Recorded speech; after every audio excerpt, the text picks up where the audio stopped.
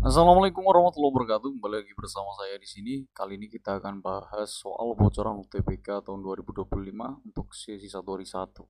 Oke, langsung saja. Soal nomor 1 ini ada fungsi. Fungsi itu biasanya pakai F atau pakai G, tapi kalau ini pakai simbol garis tegak, kurung tegak buka dan kurung lengkung tutup. Ini katanya menghasilkan tiga kemungkinan. Nah, ini gampang banget. Jadi kamu cukup lihat X-nya.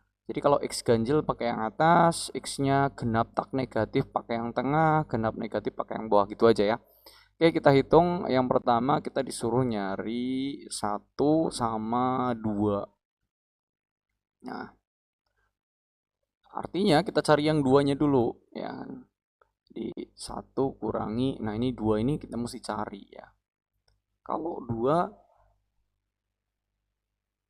2, nah kita lihat 2 itu artinya apa? Apakah ganjil? Kan enggak. Genap tak negatif? Iya, dia itu genap tak negatif ya. Genap tak negatif.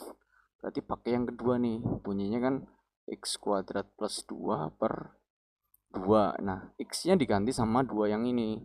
Jadi 2 kuadrat tambah 2 per 2 ya. 2 kuadrat itu kan 4 plus 2 dibagi 2. Jadi 6 bagi 2 hasilnya adalah 3. Ingat ketika kita ngerjain pembagian dalam bentuk penjumlahan, jangan sampai kalian coret 2 yang ini ya.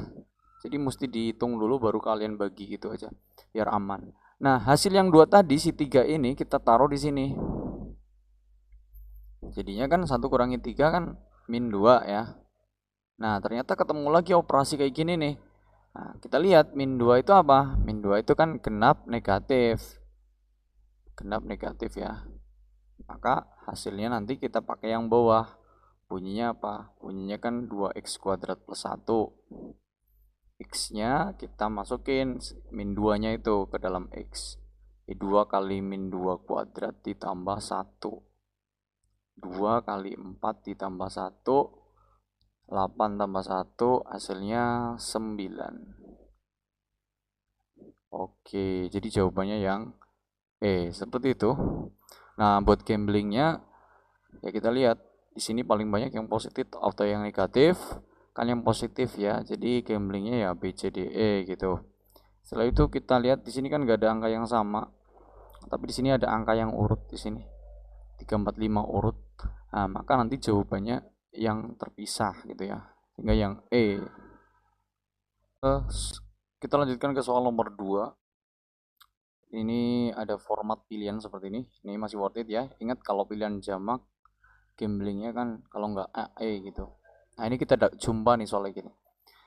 Diketahui jika 0 derajat kurang dari alfa kurang dari 90 dan cos alfa itu 3/4, di antara pilihan berikut yang benar itu yang mana? Nah, caranya kita nggak perlu cek semuanya, tapi kita cukup cek beberapa saja biar bisa menjawab. Oke.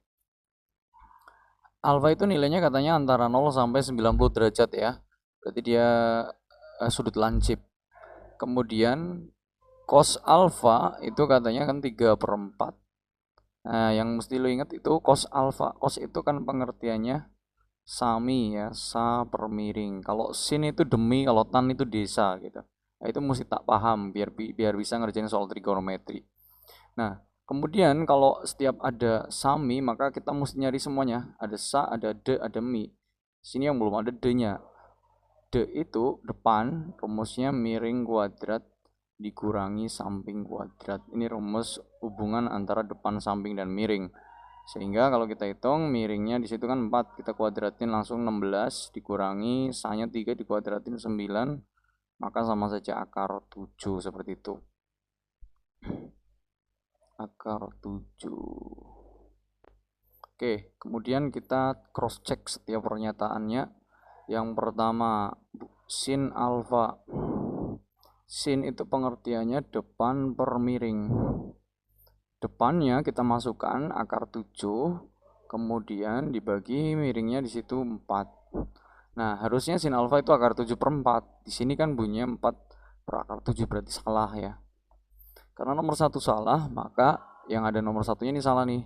A itu salah, B itu salah, E itu salah, seperti itu.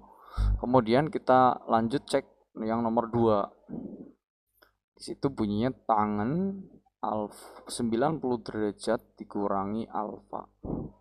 Nah, tangen itu ketika sudutnya menggunakan 90 derajat dikurangi, maka tangen itu berubah jadi kotangen.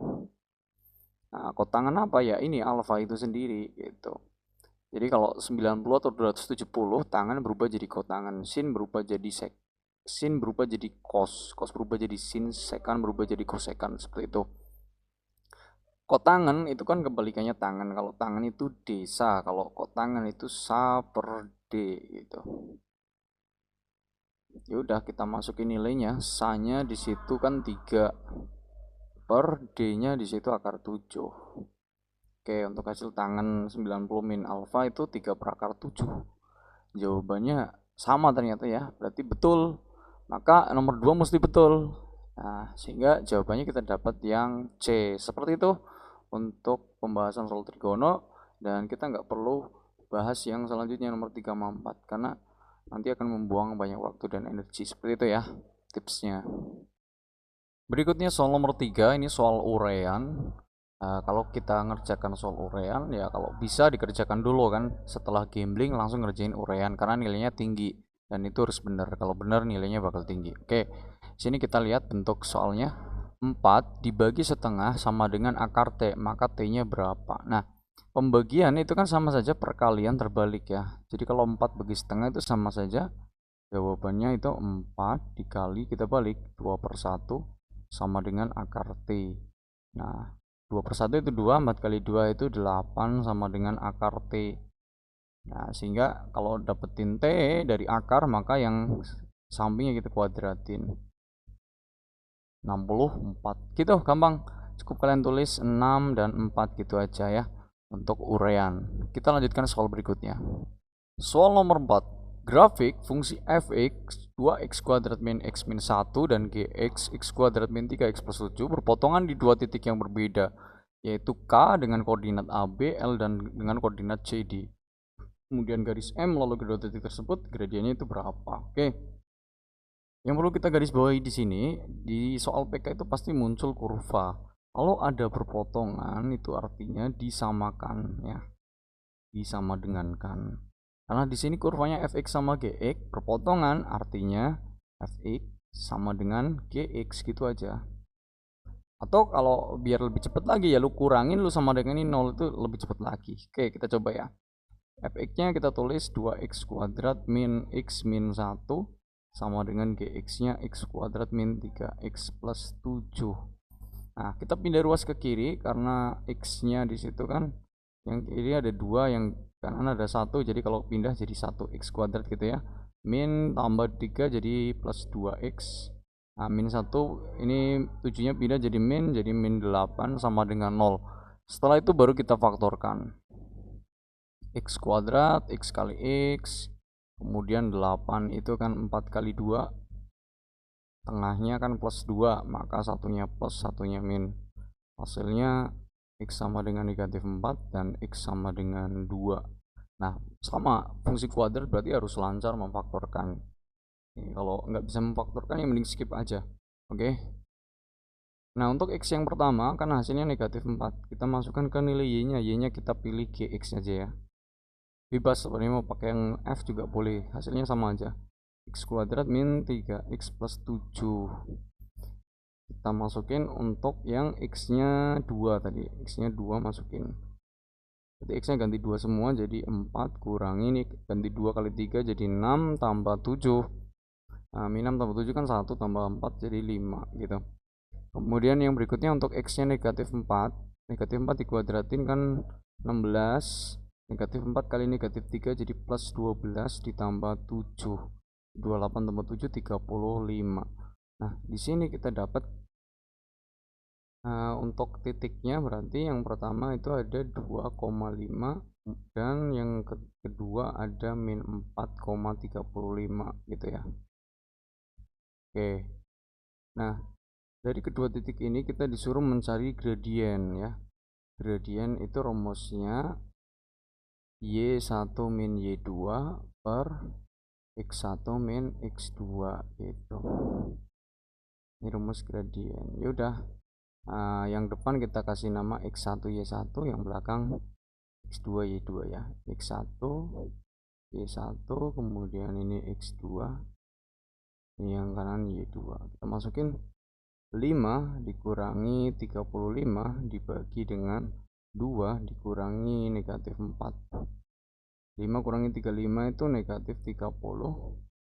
Ya, ini min ketemu min jadi plus, jadi 6. Maka hasilnya adalah negatif 5. Ada apa tidak jawabannya? Ada ya, yang A seperti itu. Nah, buat gambling soal seperti ini itu tipe simetris. Simetris itu ini kan 1/5, ini min 1/5, min 5, min ini 5 ya. Tipe simetris itu jawabannya itu anti C. Jadi kalau kamu lebih fokusnya ke depan ya depan, belakang ya belakang, A sama B atau C sama D gitu. Soal nomor 5 ini uraian gampang banget.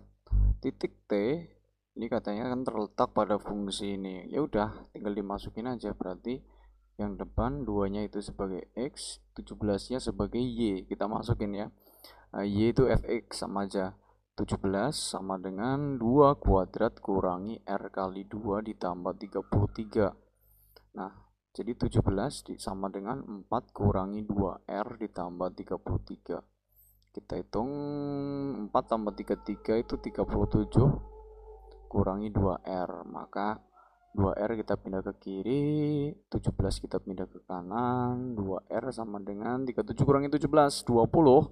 R-nya sama dengan 20 bagi 2, 10.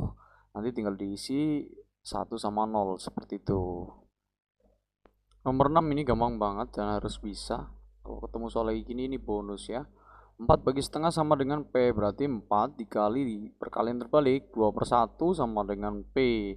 Maka P-nya ya 4 kali 2, 8 gitu ya, nggak boleh salah, ini uraian jadi mesti benar. Nah, soal yang berikutnya ini sebenarnya masih soal yang tadi, cuma untuk beberapa nomor ya. Maka kalau soalnya acak seperti ini, kamu mesti simpan informasi yang tadi. Nah, atau kamu lihat dulu, kamu pastiin dulu, kan awalnya kamu gambling. Habis itu kan pas ngerjain, oh ini ternyata tadi ada yang sama, cuma acak letak soalnya. Maka kalau udah bisa ngerjain yang satu, ya kamu kerjain yang lain, informasinya disimpan gitu. Tadi di soal ini kita dapatkan untuk karena ini kan B lebih dari D ya. B-nya kan tadi kita dapat 35 sama 5. Nah, maka B-nya kita pakai yang 35. Ini B-nya, ini D-nya. B sama D itu nilai Y-nya. Sehingga K-nya yang negatif 4,35. Kemudian L-nya itu yang 2,5 seperti itu. Nah, di sini ditanya nilai A. Nilai A-nya berapa ya? Ini tadi min 4 ya. Nilai 4. A-nya min 4 seperti itu. Ini mestinya ditaruhnya di soal yang awal, mencari nilai A sama B gitu. Oke, selesai. Ini tipe simetris. Kalau kita amati tipe simetris, simetris itu yang 2, min 2, 4, min 4. Ternyata dari tadi jawabannya A ya. Ini bisa buat jadi kunci gambling kamu dalam menjawab soal tipe pilihan ganda simetris seperti itu. Kita lanjutkan ke soal nomor 8. Ini soal tipe analisis untuk dua pernyataan bisa menjawab atau tidak seperti itu. Kita lihat dulu soalnya. Fungsi f dan g dengan variabel real didefinisikan sebagai berikut. Nah, untuk fx sama dengan 2x kuadrat plus bx dan gx itu sama dengan x kuadrat min d untuk bilangan asli b dan d. Jadi b dan d itu harus berupa bilangan asli. Nah, pertanyaannya, kalau soal analisis pasti ada yang diketahui, ada pertanyaan ya. Ini pertanyaannya, apakah terdapat bilangan real R sehingga FR sama dengan GR? Nah, jadi kalau ada pertanyaan gini jawabannya apa? Ya, ada atau tidak kan gitu. Ada atau tidak, itu aja jawaban kita. Nah, kita bisa jawab ada atau tidak, nanti ya kita analisis dulu ya. Sebelum kita melihat pernyataan, kita jawab dulu ada atau tidak gitu. Nah, gimana cara berpikirnya seperti ini? Di sini kan di pertanyaan itu FR sama dengan GR. Ya sudah, kita samakan kan. atau sama saja fx sama dengan gx, itulah intinya gitu, sama dengan gx. Kita sama dengan kan fx-nya di situ bunyinya 2x kuadrat plus bx sama dengan x kuadrat min d, seperti ini. Setiap ada persamaan kan pindah ke kiri semua, sehingga jadi 2x kuadrat min x kuadrat plus bx plus d ya, sama dengan 0. 2x kuadrat itu kan dikurangi jadi x kuadrat plus bx plus d sama dengan 0. Nah, di sini kita dapat persamaan kuadrat. Kita akan mengetahui nilai b dan d ya ketika apa? Ketika bentuk persamaan kuadrat ini bisa difaktorkan. Nah, bentuk persamaan kuadrat itu bisa difaktorkan, syaratnya apa? Syaratnya diskriminannya harus lebih dari atau sama dengan 0. Ini syarat biar B sama D-nya ketahuan kan, biar bisa B sama D-nya ketahuan kan mesti bisa difaktor ini. Syarat bisa difaktorin apa diskriminannya lebih dari atau sama dengan 0 kan gitu. Karena kalau kurang dari 0 kan imajiner, nggak bisa difaktorin. Seperti itu. Nah, ya udah kita faktorin ya setelah ini. Kita faktorin, kita cari diskriminannya ya. Diskriminan itu rumusnya B kuadrat min 4AC. Katanya lebih dari sama dengan 0. B itu kan yang nempel sama X. Nah, di sini juga B juga ya bunyinya. Maka kita tulis lagi B kuadrat dikurangi 4 kali AA itu kan yang nempel sama X kuadrat. Di sini kan 1. Dan C itu yang nggak ada X-nya. Di situ kan D. Itu mesti lebih dari sama dengan 0. Maka B kuadrat min 4D lebih dari sama dengan 0. Kita pindah ruas ke kanan. B kuadrat lebih dari sama dengan 4D. Maka buat dapetin B-nya, kita akar ya yang sebelah kanan. Kita kasih akar. Akar 4 kan 2. Akar D gitu. Jadi syaratnya nilai B harus lebih dari atau sama dengan 2 akar D. Nah, kita lihat dari pernyataan ini. Ini kan dia bilang B itu lebih dari 5D kalau kita pindah ruas ya. Nah, sesuai nggak dengan yang kita analisis tadi? B itu harus lebih dari atau sama dengan 2 akar D. Nah, ini kan sesuai ya, sesuai. Karena 5 sama 2 kan lebih dari, ya dia lebih gede 5-nya. Dan D sama akar D juga lebih, pasti dia bisa jawab ya. Jawabannya iya kan, ada gitu kan. Nah, karena nomor 1 bisa jawab, maka nomor 2 salah. Yang B salah. Nah, yang B bunyinya 1 nggak bisa jawab. Yang C juga salah, karena yang C 1 sama 2 mesti digabungin biar bisa jawab. Yang E juga salah, E itu 1 sama 2 pas digabungin ternyata nggak bisa jawab, kan seperti itu. Nah, setelah ini kita cek yang nomor 2. Nomor 2 juga bilangnya kayak gitu, B itu lebih dari D plus 1 kan gitu. Nah, D plus 1 itu nilainya juga lebih dari 2 akar D. Karena akar D kan kecil. Kalau ini sudah D, dia pasti lebih gede lagi. Jadi bisa jawab juga dia. Nah, sehingga jawabannya yang D, seperti itu. Oke, jangan lupa untuk kalian kalau mau gambling tiap format, untuk format seperti ini kemarin kita buat rumusan gamblingnya asa C sama E ya. Nah, tapi yang sesi 1 ini udah keluar kuncinya D, kalian bisa coba di gambling D, boleh seperti itu. Kita lanjutkan ke soal nomor 9. Masih sama soal dengan tipe cukup dan tidak cukup. Jadi untuk menjawab soal cukup tidak cukup memang memakan banyak waktu. Karena kalau kita analisisnya lambat ya tambah lama lagi. Maka saran gue setelah lu gambling ya lu coba kerjain soal ini belakangan, dilihat dulu jenis konsep soalnya gampang atau tidak gitu ya. Nah, jadi kalau di sini kan punya barisan aritmatik. Nah, lu pastiin lu udah nguasain belum ilmu tentang aritmatik. Kalau belum ya mending itu nanti aja. Lu kerjakan dulu yang pasti udah lu kuasain gitu. Oke. Barisan aritmatika ada A1, A2, A3 dan seterusnya. Semua sukunya merupakan bilangan bulat yang mempunyai beda 3. Nah, pertanyaannya, ini langsung ada pertanyaan, apakah suku ke 2025 itu adalah genap? Seperti itu. Nah, kita jangan lihat pernyataan dulu, kita langsung berpikir. Barisan aritmatik, suku ke 2025. Barisan aritmatik kan rumusnya UN sama dengan A plus N minus 1B. Nah, di situ suku ke 2025 kita pakainya U aja ya. A-nya ini nanti biar nggak bikin bingung, ini A-nya kita ganti jadi U aja. Jadi kalau U 2025 ya kita masukin A ditambah 2025 kurangi 1 ya 2024 dikali B. B-nya itu di situ min 3 ya, B itu beda. Ya udah kita hitung, berarti U 2025 itu sama saja A dikurangi 2024 kali 3, berarti 6024 kali 3 72 ya, 6072. Nah, dari pertanyaan ini kita dapat informasi katanya U 2025 itu nilainya adalah A dikurangi 6072. Apakah genap? Ya, kita bisa tahu dia genap atau ganjil berdasarkan apa? A-nya ini yaitu genap atau ganjil gitu kan. Ya, seperti itu.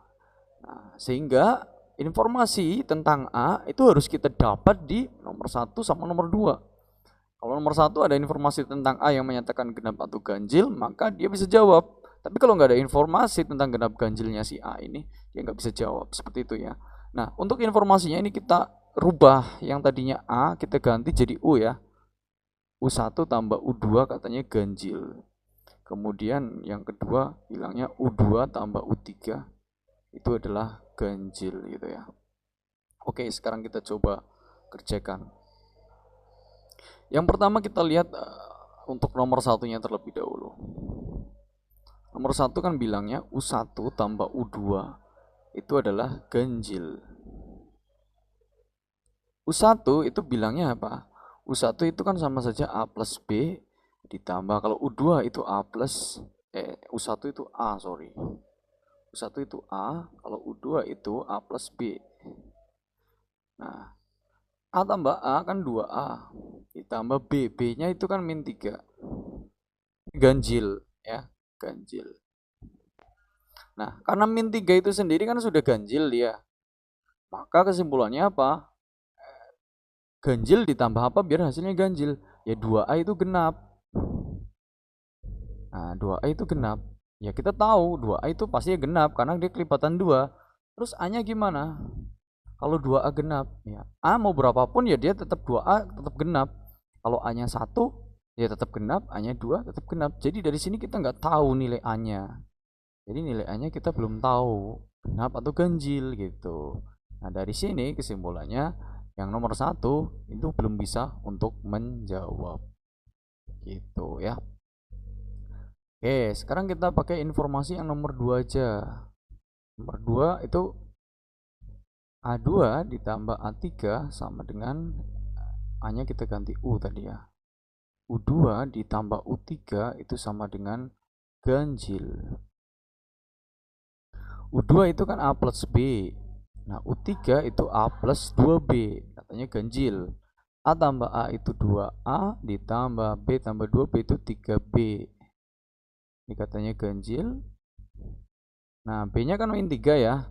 Ini kalau kita tambahkan jadi min 6. 2A tambah min 6 itu katanya ganjil ya.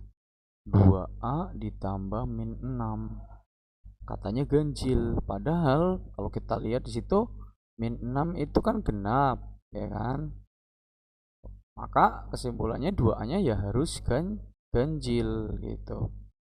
Nah, karena 2A itu ganjil, ya ini nggak mungkin, ini kontradiksi. Kenapa? Ya 2A itu harusnya genap karena kelipatan 2. Jadi 2 itu juga nggak bisa jawab gitu. Nah, karena nomor 1 nggak bisa jawab, nomor 2 nggak bisa jawab, coba kita gabungin 1 sama 2-nya. Tadi kan nomor 1 bilangnya 2A genap, nomor 2 bilangnya 2A ganjil. Nah, kalau kita gabungkan ya ini nggak sinkron. 2A genap, kemudian 2B juga ganjil gitu ya. Ini nggak sinkron. Nah, berarti nggak bisa jawab tetap ya. Maka jawabannya yang seperti itu. Nah, ternyata ada juga kunci yang sehingga untuk gambling yang C sama E itu masih worth it dilakukan di soal dengan format tipe cukup dan tidak cukup seperti itu. Kita lanjutkan ke soal nomor 10. Di sini ada bentuk pertidaksamaan. Nah, pertidaksamaan yang pertama, pertidaksamaannya berbunyi seperti ini. 3 pangkat x min 1 itu kurang dari fx, dan fx itu kurang dari 3x kuadrat plus 1. Berlaku untuk x kurang dari atau sama dengan 4. Kemudian muncul lagi pernyataan, di antara pilihan berikut, nilai f di x sama dengan 3 yang tidak mungkin, jadi yang nggak mungkin ya. Dan ini tipe pilihan jamak. Oke. Nah, maka karena di sini sudah dikasih tahu nilai x sama dengan 3, ya kita masukin ke bentuk pertidaksamaannya. X-nya kita ganti 3 jadi 3 pangkat 2 ya, kurang dari F3 kurang dari X yang ganti 3 jadi 3 kali 9 tambah 1.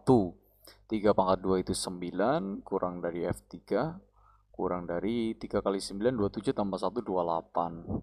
Maka nilainya berada di antara 9 sampai 28. Nah, nomor 1 mungkin enggak, kan enggak gitu kan, karena 7 nih, ya enggak mungkin. Oh, ini disuruh nyari yang tidak mungkin ya, berarti benar ya nomor 1 ya.